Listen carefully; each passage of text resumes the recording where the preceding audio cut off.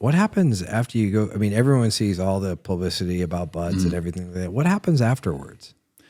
Yeah, well, it was a good question. I mean, when I went through training, it was before, obviously after Bin Laden raid, SEALs were everywhere, TV shows, books. It was crazy. And to be honest, we got overexposed. And sometimes I hate saying I was a Navy SEAL because I was like, oh, great, I'm so sick of hearing about Navy SEAls. And I don't blame them. We've definitely, especially a handful of our communities, really just taken the brand. And for me personally, I'm very passionate. Like the Trident, the SEAL Trident is a symbol that is not mine. I don't own it. It's not, you'll never see it on any of my campaign, any of my business stuff.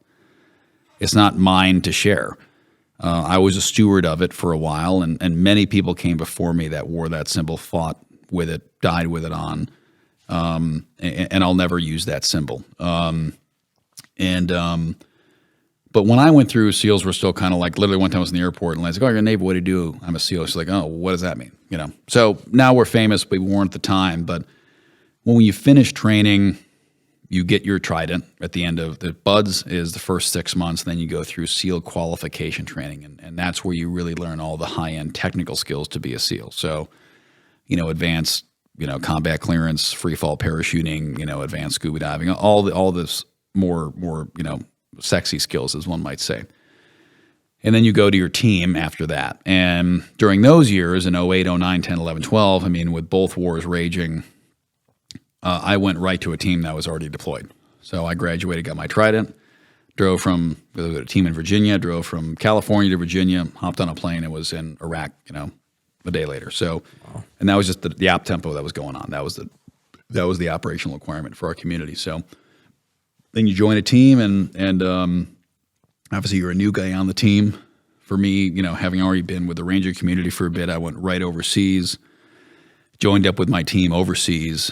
And just given the manpower requirements at that time, there was less of kind of a divide of like new guys, old guys. It was like, hey, I don't really care. Like, can you carry a gun? You know what you're doing. You're here. Let's go.